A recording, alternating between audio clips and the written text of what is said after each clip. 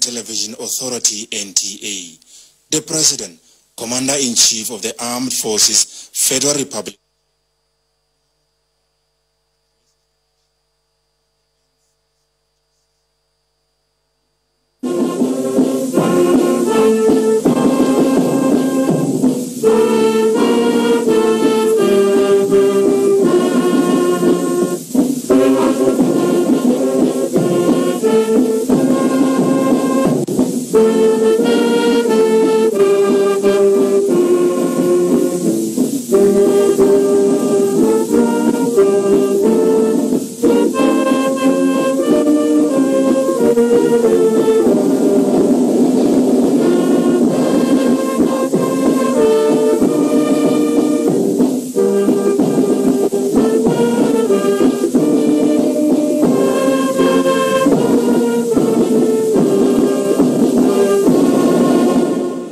Fellow Nigerians,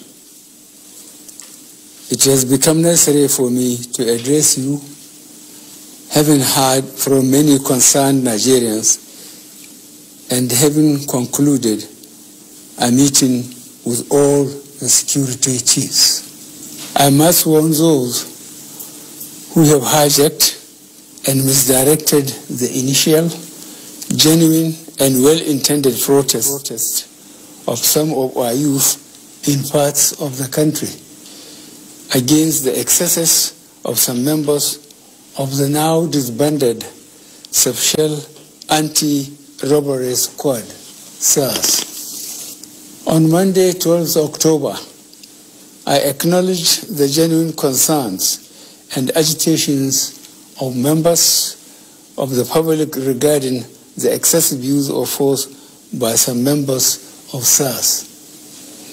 The choice to demonstrate peacefully is a fundamental right of citizens as enshrined in Section 40 of our Constitution and other enactments. But this right to protest also imposes on the demonstrators the responsibility to respect the rights of other citizens and the necessity to operate within the law. As a democratic government, we listened to and carefully evaluated the 5-point demands of the protesters. And having accepted them, we immediately scrapped SARS and put measures in place to address the other demands of our youth. On approving the termination of SARS, I already made it clear that it was in line with our commitment to the implementation of extensive police reforms. Sadly, the promptness with which we have acted seemed to have been misconstrued as a sign of weakness and twisted by some for their selfish, unpatriotic interests. The result of this is clear to all observers. Human lives have been lost, acts of sexual violence have been reported, 2 major correctional facilities were attacked and convicts freed, public and private properties completely destroyed or vandalized, the sanctity of the palace of a peacemaker, the Oba of Lagos, has been violated. So-called protesters have invaded an international airport and in the process disrupted the travel plans of fellow Nigerians and our visitors. All this executed in the name of the End SARS protests. I am indeed deeply pained that innocent lives have been lost. These tragedies are uncalled for and unnecessary. Certainly, there is no way whatsoever to connect these bad acts to legitimate expression of grievance of the youth of our country. The spreading of deliberate falsehood and misinformation through the social media in particular, that this government is oblivious to the pains and plight of the citizens is a ploy to mislead the unwary within and outside Nigeria into unfair judgment and disruptive behavior. On the contrary, both our deeds and words have shown how committed this administration has been to the well-being and welfare of citizens, even with the steadily dwindling revenues and the added responsibilities and restrictions due to the coronavirus pandemic. Government has put in place measures and initiatives principally targeted at youth, women, and the most vulnerable groups in our society. These included our broad plan to lift 100 million Nigerians out of poverty in the next 10 years.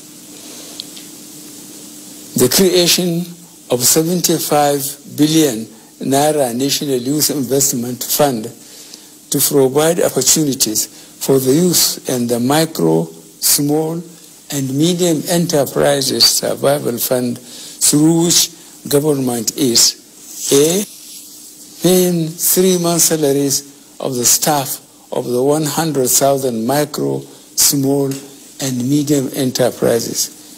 B, paying for the registration of 250,000 businesses at the Corporate Affairs Commission. C, giving a grant of 30,000 Naira to 100,000 artisans.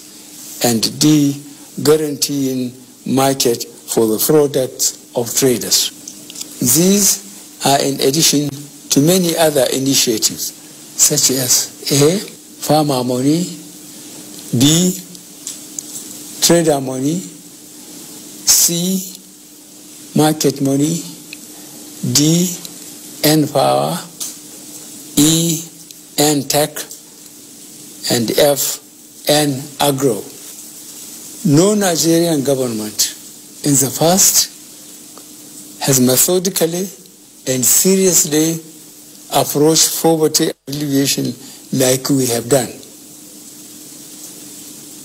With regards to the welfare of police personnel, the National Salaries, Income and Wages Commission has been directed to expedite action on the finalization of the new salary structure of the members of the police force.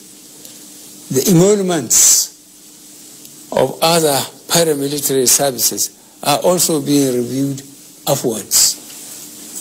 In order to underscore the importance of education in preparing youth for the future, this administration has come up with a new salary structure and other incentives for our teachers.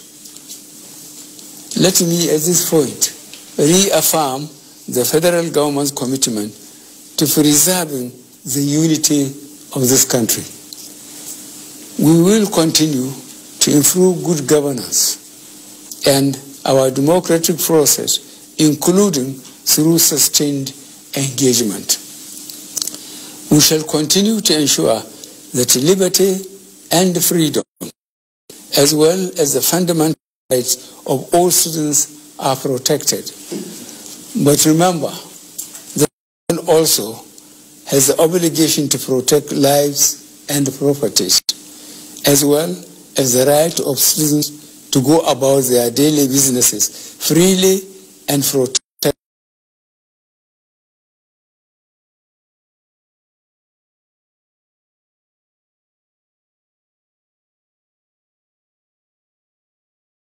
expressed concern about the ongoing development in Nigeria.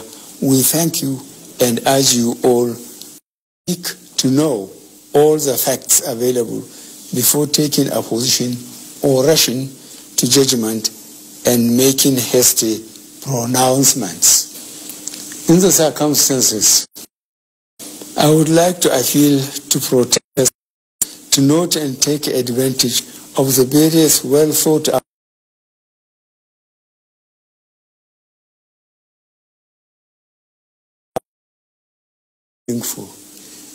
resist the temptation of being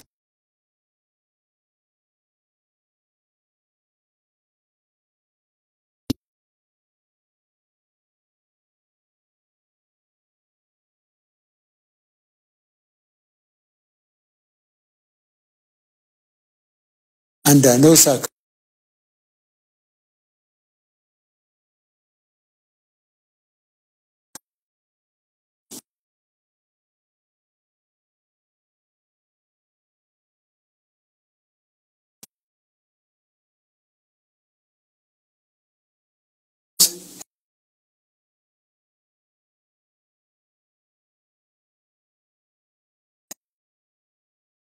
to go about their normal businesses.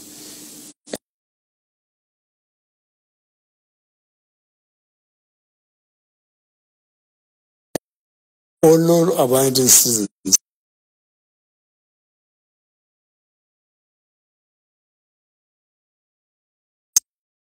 officers of the Nigeria Police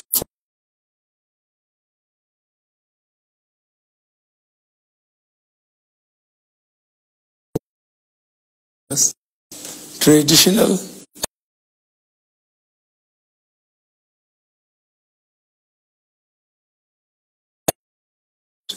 who have respected their fellow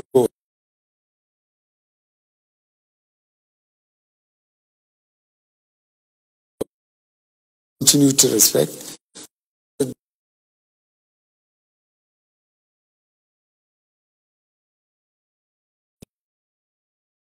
groups to disrupt the peace